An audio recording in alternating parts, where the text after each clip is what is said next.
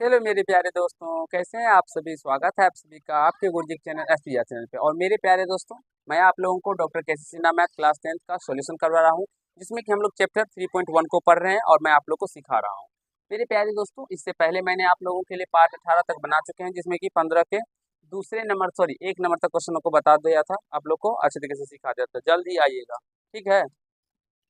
और आज मैं आप लोग को 15 के दूसरे नंबर प्रश्नों को सिखाऊंगा और समझाने का प्रयास करूंगा। अगर विश्वास मानिए, अगर आप लोग ये पाठ को देख लेते हैं एक बार और समझ लेते हैं, तो फिर कहीं से कोई दिक्कत समस्या नहीं होगा। लेकिन बारीकी से आप लोग को हर एक कंसेप्ट को सीखना होगा। और इससे पहले मैंने ये आप लोग जानते होंगे, जो हम लोग ग्राफीय विधि से सारे प्रश्नों को सॉल्व कर रहे हैं, इसमें जितने भी क्वेश्चन है सारे को। तो मेरे प्यारे दोस्तों, और डॉक्टर केसी सिन्हा का बुक हम लोग बना रहे हैं, तो आप लोग को पता होगा, जो अगर आप लोग डॉक्टर केसी सिन्हा का बुक बनाते हैं तो उसमें कितने सारे प्रश्न होते हैं।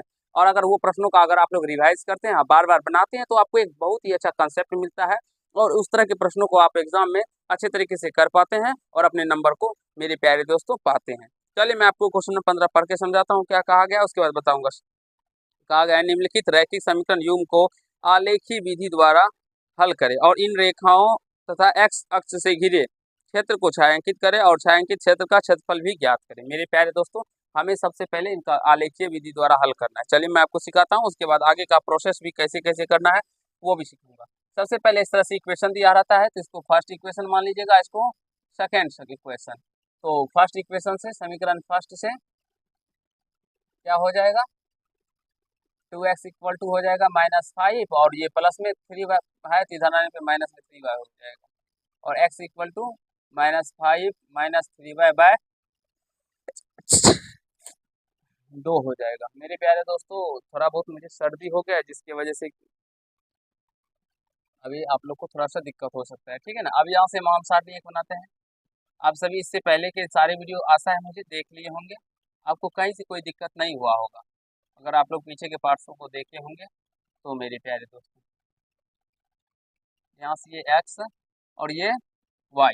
अब अगर गौर फरमाइएगा, यहाँ पे हम लोग y का मान मेरे प्यारे दोस्तों अगर -1 रखें, ठीक है। देखिए y का मान -1 रखेंगे तो -5 और -3 अगुना y का मान -1 रखेंगे बट्टे में 2, तो -5 और माइनस माइनस +3 और बट्टे में 2। -5 में से 3 जाएगा तो -2 बट्टे 2 कट के एक मरतबे आ जाएगा, यानी -1 निकल के आ जाएगा। यानी एक्स वाई का मान -1 रखेंगे तो एक्स का भी मान -1 ही आएगा। मेरे प्यारे दोस्तों, यहाँ तक आप सभी बहुत ही अच्छे तरीके से, बहुत ही बेहतरीन तरीके से समझ गए होंगे, सीख लिए होंगे। अब चलिए मेरे प्यारे दोस्तों, हम लोग अब वाई का मान अगर हम लोग 1 रख देते हैं, ठीक है, -1 छोड़ के 1 रखते हैं। अगर वाई का मान हम लोग 1 रखेंगे मेरे प्यारे दोस्तों, तो यह हो जाएगा -3 और यह -8 हो जाएगा, -8 हो जाएगा, और 2 से भाग लगा 2 चौके 8, यानी कि 1 रखने पर y का मान ये -4 आएगा।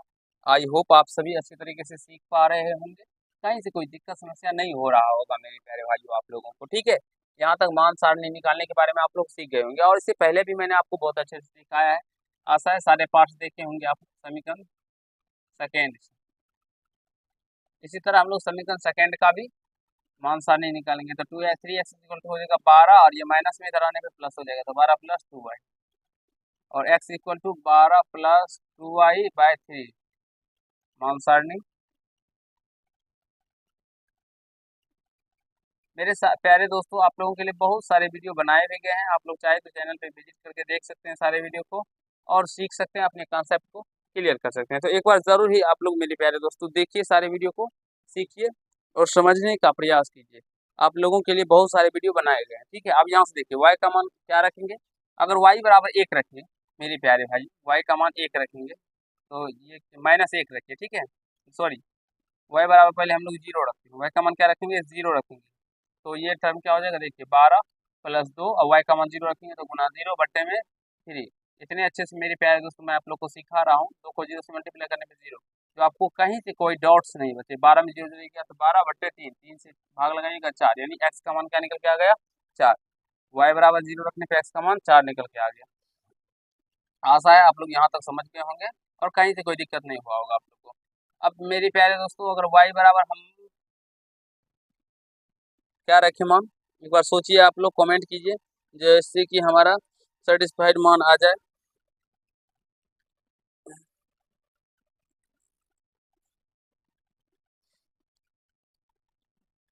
अगर -3 रख दें मेरे प्यारे दोस्तों, y बराबर हम लोग -3 रखेंगे।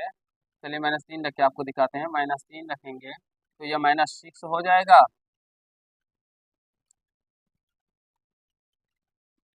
-6 हो जाएगा, प्लस माइनस माइनस और 3 6, 12 में से 6 जाएगा तो कितना निकल के आएगा? 6 निकल के आएगा,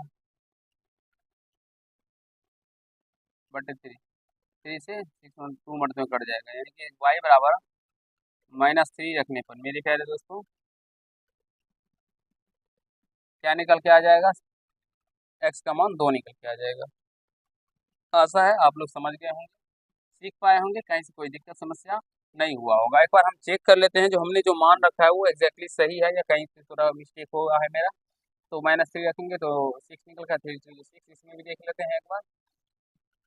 तो मेरे प्यारे दोस्तों मेरे अकॉर्डिंग यह अभी तक जो मैंने आपको बताया है यहाँ तक सही है। अब चलिए हम ग्राफ खींचते हैं, आप लोग ग्राफ पेपर पे ग्राफ खींचिएगा, ठीक है।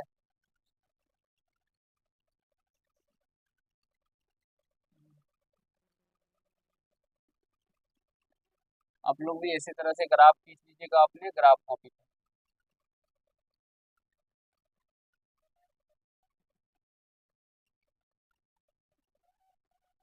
ये मूल बिंदु होता है और ये 0 होता है, ये आप सभी को पता ही होगा। अब यहाँ से 4 तक है तो एक बढ़ा के हम लोग ले लेंगे 1 2 3 4 5। इधर भी 1 2 3 4 5, इधर भी ले लेंगे -1 -2 -3 -4 -5, इधर भी ले लेंगे -1 -2 -3 -4 -5। मेरे प्यारे दोस्तों इतना तो आप सभी आसानी तरीके से कर लेते होंगे और यहाँ तक समझने में आपको भी कहीं से कोई दिक्कत नहीं होता होगा। अब सबसे पहले हम लोग प्रथम मान सारणी जो समीकरण 1 का है उसमें देखेंगे x का मान -1 y का मान -1। देखिए और समझने का प्रयास कीजिए मेरे प्यारे दोस्तों। x का मान -1 y का मान -1 यही पे आएगा, क्योंकि x के सामने भी -1 है, y के सामने इधर ये इस पॉइंट पर जाएगा। तो यहाँ पे आप देख सकते हैं -1 भी देख सकते हैं। अब यहाँ से x का मान -4 y का मान 1, तो x का मान -4 और y का मान 1 है, तो इधर ये इधर इस पॉइंट पे आएगा।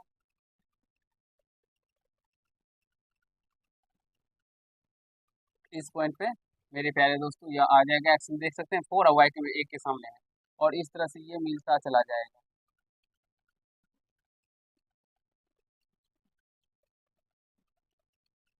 आप लोग स्केल की सहायता से कीजिएगा, आपका सीधा होगा।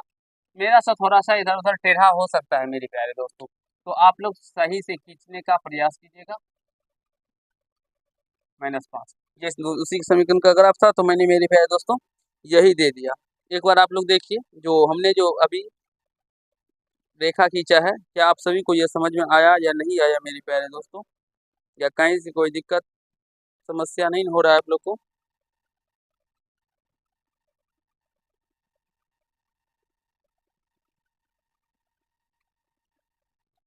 मेरे अकॉर्डिंग मेरे प्यारे दोस्तों अभी तक आप लोगों को कहीं से कोई दिक्कत या समस्या नहीं हुआ होगा और अच्छे तरीके से आप लोग सीख भी गए होंगे, ठीक है। अब यहाँ से अगर बात करते हैं दूसरे मान सारणी को, देखिए x में 4 y में 0, तो x में 4 और y में 0 तो इसी पॉइंट पे आ जाएगा, x में 4 और y में 0। यहाँ पे भी x -4 और 1 हो जाएगा। दूसरा है x में 2 y में -3, x में 2 और y में -3 मेरे प्यारे दोस्तों, x में 2 y में -3, तो ये x में 2 और y में -3 एक बार देख लीजिए। -3 रखेंगे तो माइनस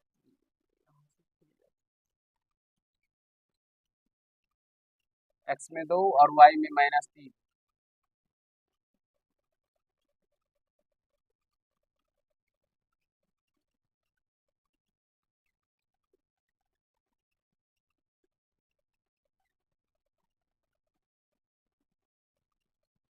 ठीक है मेरे प्यारे दोस्तों, x में कितना है तो 2 और y में -3। मेरे प्यारे दोस्तों x में 2 है तो y में -3, ये इसी पॉइंट पे आएगा, लेकिन हमें लग रहा है ये थोड़ा रेखा इधर आएगा और ये इसी पॉइंट पे कट जाएगा, ठीक है। यहाँ पे ये कट को प्रतिच्छेद करेगा एक दूसरे को, ऐसे करके ये बढ़ जाएगा और ये आगे ऐसे करके बढ़ जाएगा, ठीक है।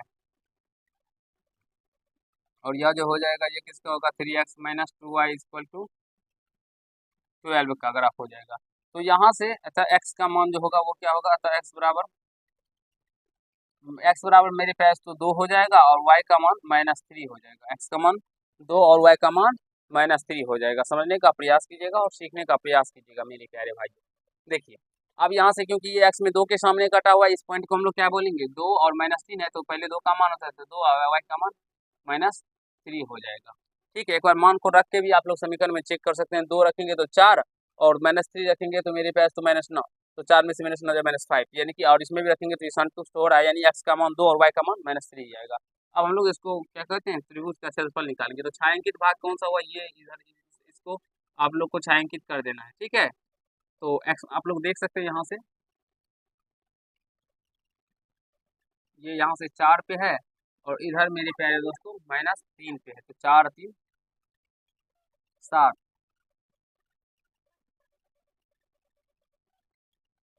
तो यहाँ से देखेंगे त्रिभुज का क्षेत्रफल या छायांकित भाग का क्षेत्रफल आप लोगों को लिखना है यहाँ से। ठीक है, छायांकित भाग का क्षेत्रफल, छायांकित भाग क्या है, त्रिभुज है तो 1/2 गुना आधार गुना ऊंचाई, 1/2 गुना।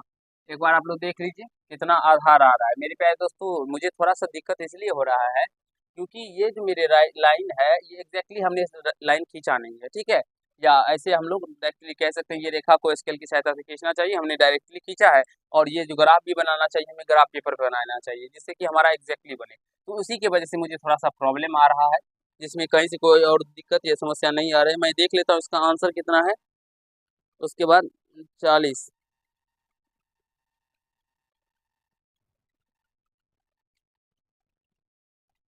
इसका आंसर मेरे प्यारे दोस्तों 39 आ रहा है।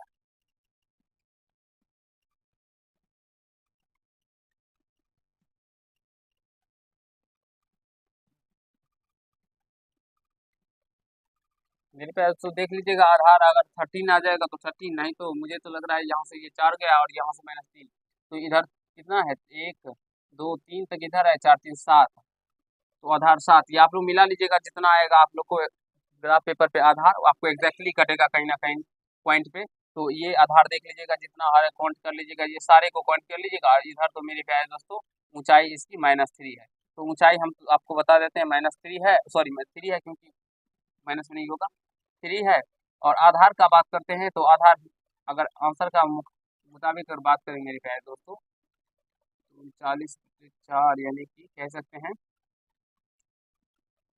7, 1 सेकेंड, 13/2 6.5 आ रहा है। ठीक है, 3 और इधर 4 यानी कि 6.5 आ जाएगा, 6.5 मेरे प्यारे दोस्तों, जिसे हम लोग 13/2 भी लिखेंगे। ठीक है, यहाँ पे 13/2 लिख दीजिएगा तो यह 39/4 वर्ग इकाई निकल के आ जाएगा। ठीक है, आशा है आप सभी समझ गए होंगे, कहीं से कोई दिक्कत नहीं हुआ होगा। ये एग्जैक्टली मेरा खींचा नहीं गया, इसकी वजह से थोड़ा सा दिक्कत हो रहा था, प्रॉब्लम आ रहा था। ये जो है ये 6.5 ही होगा, यहाँ से ये तो यहाँ तक 4 है और यहाँ से ये 2 और मेरे प्यारे दोस्तों 3 के बीच से ये रेखा गुजरेगा मेरा, जो कि थोड़ा सा इधर गुजर गया है, मैंने अपने हाथ से खींचा था। आप लोग स्केल की सहायता से कीजिएगा, आपको एग्जैक्टली सही निकल के आ जाएगा। और ऐसे ही आप लोग बना लीजिएगा। मैं एक बार देखना, दिखाई पड़ रहा है ना बाबू, आशा है आप लोग को समझ में आ गया होगा, कहीं से कोई दिक्कत समस्या नहीं हुआ होगा। और मेरे प्यारे दोस्तों आप लोग को मैं इससे 2 नंबर 3 नंबर क्वेश्चन भी है और 4 नंबर क्वेश्चन भी है, वो भी मैं आपको सिखाऊंगा और समझाने का प्रयास करूंगा। चलिए आज के पार्ट में इतना ही करते हैं। अगर आप लोग को ये समझ में आया तो कैसा लगा जरूर कमेंट कीजिएगा और चैनल पर नए होंगे चैनल को सब्सक्राइब करके बेल आइकन को प्रेस कर लीजिएगा, जिससे मेरे हर एक वीडियो का नोटिफिकेशन आप तक पहुंचता है। धन्यवाद।